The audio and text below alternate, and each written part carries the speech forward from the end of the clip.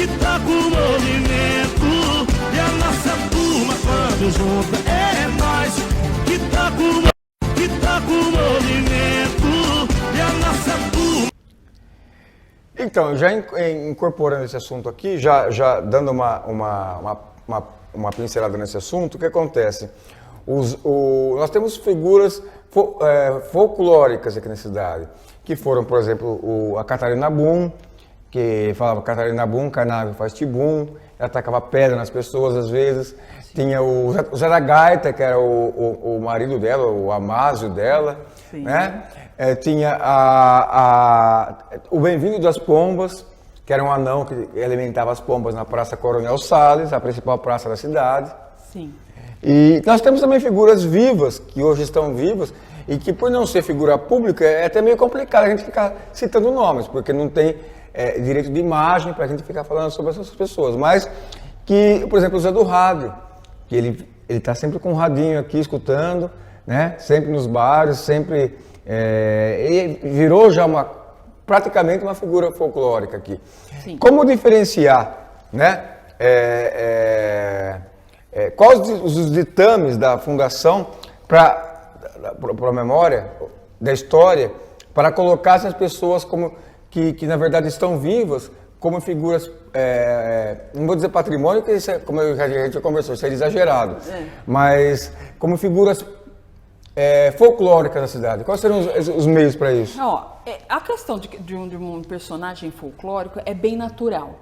Porque a comunidade é que vai reconhecer essa pessoa como uma pessoa diferenciada do seu conjunto, né? O caso da Catarina Bum, das Sete Saias e tudo mais, é exatamente isso. As Sete Saias seria o quê? Era uma personagem que também era uma mulher que andava o pessoal da Vila Prado contou essa história para nós aqui da Promemória. Ela andava lá e ela usava sete saias. Sim. E por isso que eles chamavam ela de Sete Saias. Ela andava com um monte de saia, uma em cima da outra. Né? E algumas pessoas falam, não, é a Catarina Bum, não, é Sete Saias, é outra pessoa. Mas essas personagens, elas têm o mesmo perfil. Uma pessoa, para ela ter um destaque histórico, ou para ser conhecida na comunidade, na sociedade, na verdade, o primeiro passo é que essa comunidade, essa sociedade, reconheça aquela pessoa. Por que elas estão dando destaque para aquela pessoa? É o que a gente vai procurar. Por exemplo, você está falando para mim do Zé do Rádio. Eu não conhecia. Então, assim, eu preciso talvez ficar atenta que esse é um personagem que as pessoas vão reconhecer. Em algum momento elas vão se identificar, ela participa desse cotidiano. É uma questão de identificação de um grupo com uma pessoa, é isso? Exato, dessa pessoa com um grupo. Sim. Porque os personagens folclóricos são exatamente esses personagens folclóricos, são pessoas que vivem em determinado momento, que marcaram as memórias das pessoas, a infância. Tinha gente que morria de medo da Catarina Bum. Né? Sim, claro. Ela foi usada como meio de castigo muito tempo para as crianças. Olha, eu vou chamar a Catarina Bum, né? Então, assim, essas personagens, elas estão na memória, nas memórias de infância das pessoas. Então, elas estão marcadas já na história de São Carlos, porque as pessoas ainda lembram delas. Ainda falam delas, entendeu? O Bem-vindo é o processo natural, porque as pessoas já identificavam o Bem-vindo quando ele era vivo. Sim. Ele já era um personagem reconhecido das pessoas. O que a historiografia faz quando a gente tem esses personagens assim, ele é reconhecido pela comunidade. Só que a gente afunda mais um pouquinho. Por que ele é reconhecido pela sociedade? Por que ele estava nessa situação específica? O que acontecia na cidade para a gente ter a Catarina Bum pela cidade jogando pedra nas pessoas e as crianças correndo atrás dela? Entende? Como a gente vai recuperar a história dessa pessoa e contá-la. Porque às vezes as pessoas só lembram dela jogando pedra, mas quem era a Catarina Bum? Sim. Então, muito do trabalho que a Promemória faz é redimensionar essas pessoas, trazer outras informações sobre elas, procurar, é lógico, desde que a gente consiga encontrar mais informações sobre elas e dar humanidade para elas, entende? Sim. Porque senão fica só pensando naquela mulher que nitidamente tinha um problema mental e que usava sete saias. Sim. Entendeu? Sim. Então o trabalho da Promemória é fazer isso, é redimensionar esses personagens. Quer um exemplo bem ao contrário? Todo mundo fala do Conde do Pinhal. Sim. O Conde do Pinhal é considerado o herói local. Pelo menos foi considerado por muito tempo o herói local, inclusive por uma historiografia tradicional. Só que eles atribuíam características meio de super-homem para o Conde do Pinhal. E não é exatamente isso. Tanto que a historiografia hoje praticada, por exemplo, na Fundação para a Memória, que tenta trazer mais informações, ela meio desmistifica esse personagem. Né? Quem é o Conde? Por que que ele era tão importante? Por que que ele teve destaque? Por que que ele fez isso? Entende? E redimensionar o que ele fez. Ele não fez sozinho. Ele não estava sozinho, ele tinha parceiros, ele tinha sócios de trabalho, ele tinha família. Então, você começa a trazer novas informações para essa pessoa. Essa pessoa se torna humana. Sim, sim, com certeza. Vai, vamos continuar.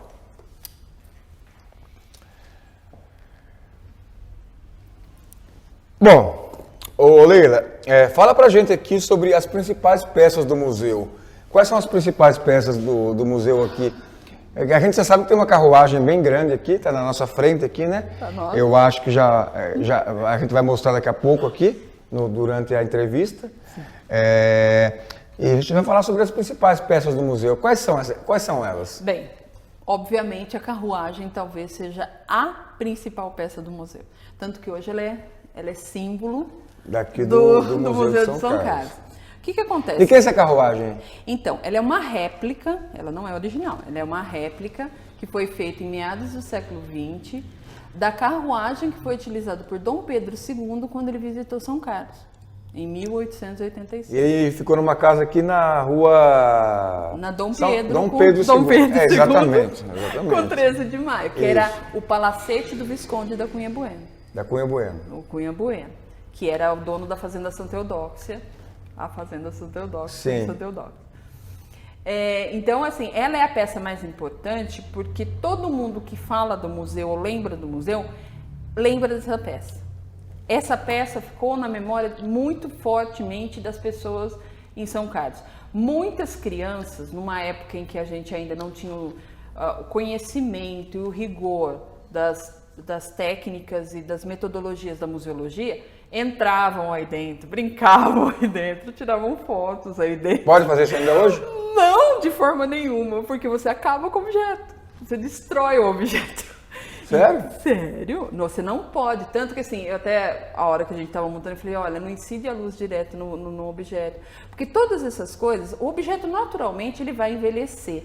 Mas o que a museologia faz hoje é preservar ele para ele durar muito mais. Se as pessoas ficarem pegando, se as pessoas ficarem entrando, se as pessoas ficarem se movimentando, ela vai estragar mais rápido. Mas antes podia. Podia, porque ninguém sabia disso. Não tinha ainda as técnicas que tem hoje. Então, por exemplo, até os anos 70, muita gente vai falar para você, que foi criança nos anos 70, nos anos 80, vai falar para você que entrou dentro da carruagem. Porque não havia essa preocupação, entendeu? E essa preocupação é muito recente. Mas ela é pertinente, essa medida? Claro, você não pode. Porque, por exemplo, se você olhar para ela hoje e pegar uma foto dela na década de 50, por exemplo, você vê o quanto ela já foi danificada. Você já vê os danos causados a ela. Então, hoje a gente tem que garantir que não tenha mais danos e que, assim que possível, financeiramente, tecnicamente, a gente consiga fazer o restauro dela. Tá, mas e quais são as outras peças mais importantes do museu? Então, aí tem umas peças que são bem emblemáticas, assim... Ó, o barulho do trem aqui, para quem não sabe, tem gente que se incomoda, tem gente que gosta, tem gente que não gosta. Tem o vereador Roberto, posso citar o nome porque ele foi autor da emenda, Robertinho Mori, havia feito uma solicitação para que o trem não apite. Não que não apite, mas que eu não me lembro exatamente qual foram as entrelinhas da emenda do vereador Robertinho Moro, da emenda não, da proposta. Sei. E tem gente que acha que incomoda, porque quem mora perto realmente, e tem gente que acha charmoso esse barulho. Eu acho charmoso, eu não moro perto, óbvio. Mas então, o trem é um cartão postal também da cidade, Totalmente, né? totalmente. Inclusive, quando se discute muito disso, não, porque precisava tirar o trem daqui, não é viável. Primeiro, por questões econômicas da cidade, eu não vou entrar nesse mérito. Mas falando do ponto de vista cultural da cidade, as pessoas amam o trem. O trem é um atrativo para pessoas de todas as idades em São Carlos. Fora as pessoas que vêm de fora e ficam encantadas. Pena que não é uma linha comercial, né? Não é uma linha de passeio, porque senão seria uma coisa bem nostálgica mesmo. Seria. Algumas cidades conseguem isso. A gente, infelizmente... Minas Gerais, principalmente, né? Exato. Então, é um apelo muito grande à cidade. E o quanto a ferrovia foi importante para a cidade. Aí eu estou falando historicamente. Então, historicamente, é muito emblemático a gente estar aqui. Porque é muito importante para a cidade, a ferrovia. Sim, tem a ver a localização. Mas acontece que, por exemplo, as peças que a gente já mostrou aqui durante a entrevista, sim. As peças do museu aqui, sim. Quais então, nós separamos algumas peças que, na verdade, eu estava conversando com a museóloga, a Cristiana Barroso, que são peças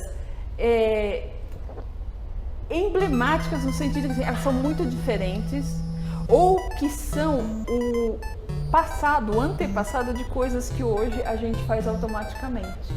Então a ideia foi pegar esse tipo de objeto. Então, por exemplo, tem um acendedor de lampião lá, um acendedor de lampião de rua. O lampião era a iluminação das ruas era a gás.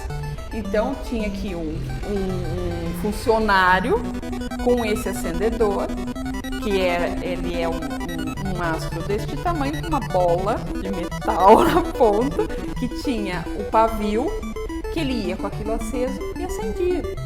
Hoje você faz assim na tomada e liga a luz. Então, esses objetos são bastante interessantes nesse aspecto. É um outro jeito de viver. Mais do que assim, foi do fulano, foi do cicrano, é um objeto muito diferente. A gente tem os objetos das pessoas ilustres. Então a gente tem, por exemplo, o leque da Condessa. Né? O leque Qual da Condessa? A Condessa do Pinhal. Seria que é a esposa do Conde do Pinhal, a Ana Carolina. Quem que é o Conde do Pinhal, para quem não sabe? Conde do Pinhal, ele foi um político muito importante no século XIX, um homem de negócios muito bem sucedido, que veio de uma família de políticos. E eram pessoas bastante influentes e foram alguns dos responsáveis principais, digamos assim, pelo menos o responsável político, pelo reconhecimento do vilarejo que viria a ser São Carlos do Pinhal, né, e depois São Carlos. Né? Ele, através de suas articulações políticas, através de sua articulação com os fazendeiros daqui e dos seus parceiros, conseguiu que o vilarejo que existia aqui fosse reconhecido oficialmente, como distrito de paz. Né? Esse leque aqui é da esposa dele? É da esposa dele. Você sabe o nome dele dela? Ele é Antônio Carlos de Arruda Botelho e ela é Ana Carolina Coelho de Arruda Botelho. Ele é aquele senhor que fica de pé no Jardim da Catedral? Isso, olhando para a casa que era dele. Quer dizer, as pessoas brincam com... Não vou nem falar o que as pessoas brincam que ele está fazendo ali. Exato. Mas é ele. É ele. Exato. Ele é reconhecido. Muita gente fala, ele foi o fundador de São Carlos. Não exatamente, mas ele teve um papel importante no reconhecimento desse território. Tá, então você quer citar mais alguma peça específica ou não? Deixa eu ver. Então, tem os óculos dele que estão ali. Beleza? Uma fofoca histórica, porque isso é uma coisa que a gente precisa procurar mais informações. Mas, por exemplo, ninguém sabe, mas o Conde não tinha um olho. Ele era cego de um olho? Na verdade, ele sofreu um acidente e ele perdeu uma das vistas. Tanto que você vai ver muitas representações dele, fotografias, quadros, que ele está de óculos escuros. Numa época que não era muito comum se usar óculos escuros. Tanto que as pessoas achavam estranho. Mas pelo que consta foi isso, por conta desse acidente ele perdeu uma vista, então ele usava esses óculos mais escuros. Ah. Assim, que é uma curiosidade, precisa de mais respaldo histórico, mas parece que foi isso que aconteceu. Enfim, tem outras peças lá que são interessantes, mas é nesse sentido, elas sempre vão contar uma história que remete a São Carlos, né? Ou a pessoas daqui, ou o jeito que se vivia aqui, coisas que aconteciam aqui. A gente já mostrou algumas peças aqui, e a gente vai estar mostrando agora daqui para frente outras peças. Mas ainda na carruagem, a gente ouve dizer que alguns carros tem, por exemplo, o landau, aquele carro, uma barca praticamente. Comenta-se que as carruagens antigamente tinham o nome de landau. Até onde será que isso aí foi roubado ou foi roubado no sentido positivo, claro? Sim. Ou foi indumentado sobre essa questão toda aí? Então, essa carruagem, a carruagem especificamente do Museu de São Carlos, que está aqui com a gente, o modelo dela se chama landau. Né? O modelo se chama dessa carruagem? Essa carruagem é o modelo landau. Existiam vários modelos de carruagem, de 2 lugares, de 4 lugares, enfim, havia uma infinidade de... Lembrando, gente, que carro é uma coisa que vai nascer lá em 1910. Antes disso, se usava Sim, mas o landau nasceu em 1950, 1965, talvez. Exatamente. E talvez não seria provavelmente foi inspirado. Nessa carruagem. Eu não E o que sei, é a palavra landau? Não sei, não saberia te explicar. Mas eu sei que assim, era o modelo da carruagem e depois o carro assume o mesmo nome. Então eu não sei se pode ser a região onde ela foi criada, porque essas carruagens são todos modelos franceses, né? Então, de repente, a região da França, onde ela foi construída, ou tem a ver com o seu fabricante, né? E depois, ou por exemplo, no caso do landau, o carro assume o nome que já tinha sido usado por uma carruagem. Só para complementar, essa carruagem é modelo francês? É um modelo francês, não quer dizer que ela é francesa, é um modelo francês. Modelo de carruagem francesa. Tem que lembrar que no século XIX... Porque tem a carruagem inglesa, tem a carruagem romena, do Conde Drácula. Exatamente. Exato. Tem que lembrar que no século XIX, a grande nação que as pessoas queriam copiar, que era sinal de riqueza, que era sinal de fineza, que era sinal de elegância, era a França. Quando? No século XIX. Ah, sim. A França é o grande modelo a ser seguido no que diz respeito ao refinamento, a cultura, a aparência e tudo mais. Então, assim, ter uma carruagem de modelo francês não é tão espantoso, porque na época era quem a gente queria copiar. Né? Sim. Quem a gente queria copiar eram os franceses. E falando em saudosismo, identidade, a pauta aqui que a gente está fazendo chama Identidade Sanca. Sim. Sanca é São Carlos, para quem todo mundo sabe, né?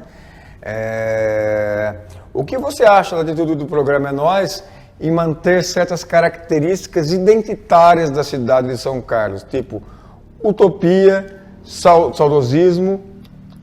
Você acha pertinente essa atitude ou você acha forçada? Por ser um programa moderno, que conta com a participação de vários jovens, teve a participação de alunos, com esse negócio da pandemia, que a gente não está tendo acesso às escolas e tal. Como é que você acha que misturar essa identidade da cidade versus a modernidade do programa? Você acha, como é que você vê isso? Na verdade, faz muito sentido. Hoje, mesmo a historiografia mais tradicional, ela tem buscado as novas ferramentas para alcançar exatamente esse público, que é o público que a gente precisa... não me entenda mal, é o público que a gente tem que formar, no sentido de dar informação consolidada, de que ele tenha a ideia de pertencimento, entendeu? Porque é muito comum as pessoas acharem assim, lerem um livro de história e não achar nenhuma identidade com esse livro. E não faz sentido. Quando a gente conta uma história aqui, a gente quer que as pessoas entendam que ela faz parte dessa história. Hoje, se São Carlos é desse jeito, é porque passou por um processo. E ela também faz parte desse processo.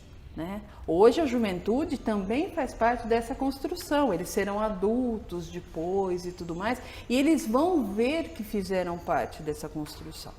Então, eu acho que é importante sim discutir essas questões com os alunos, principalmente se é um público jovem, que se discuta com eles, que se desperte neles o interesse por conhecer quem são as pessoas que estão na cidade, quem eram as pessoas que tinham antes, quem tem agora, quem ficou, quem sumiu, entende? Porque esse processo também vai fazer parte da vida dele. Influencia a vida dele. Sim. Né? Então, e por falar nisso também a gente vai ter uma pauta emendando essa, talvez não seja emendando, mas com a banda Doce Veneno, que é uma banda tradicional aqui da cidade. Exatamente. E que a gente poderia dizer que também faz parte de um itinerário meio folclórico aqui da cidade. Eu não diria folclórico, mas... Folclórico assim, entre aspas. Por exemplo, a banda Doce Veneno, aliás, há pouco tempo atrás a gente fez uma postagem sobre eles. É interessante porque, assim, muita gente... Teve um comentário essa semana, porque, falando das nossas redes sociais, a gente repostou uma reportagem que o São Carlos em Rede fez, falando de uma boate que tinha na cidade nos anos 90 e tal... E falando isso como uma coisa saudosa, lá de trás, né? E uma pessoa comentou, nossa, mas era 1992, como assim histórico? Mas tudo é histórico, né? A ideia de que a história é só o passado longínquo não faz sentido, entendeu? A história é hoje. Inclusive, as perguntas que a gente faz para o passado, nós estamos fazendo hoje, não estamos fazendo no passado. Então, assim, a banda Doce Veneno está, por exemplo, na cidade... numa posição consolidada, ela está na memória das pessoas. Se um dia alguém parar para falar, não, e as bandas que existiam na cidade, que marcaram a sua juventude ou a sua vida adulta, vão ser exatamente essas bandas que vão ser lembradas. E a Doce Veneno com certeza vai. Porque embalou muita festa nessa cidade. Aquela chamada, a festa do jeans que tinha na Basque, onde hoje é a Igreja Universal, era uma coisa que era quase como uma marca da cidade aqui. Aquela calçona grande que eles colocavam lá em cima. Eu adoro era o baile do jeans, na verdade, né? Exato. E a banda Doce Veneno estava presente naquela época ainda. Exato. Quer dizer... E se você falar do baile do jeans hoje, quem vai lembrar são os quarentões. Não, na verdade eles não são nem os 40, acho que são 50. Talvez eu esteja sendo muito boazinha. Mas de toda forma, é esse o ponto. Então, assim, sim, é importante. A banda Doce Veneno está marcada na história são-carlense, sim. Sim. Esses grupos estão marcados. E Doce Veneno e outros, né, que a gente vê falar. E se você, por exemplo, olhar alguns materiais que a gente trabalha, tem grupos do passado também que a gente poderia recuperar a história da música em São Carlos vai trazer várias coisas e vai chegar até a Doce Veneno. Sim.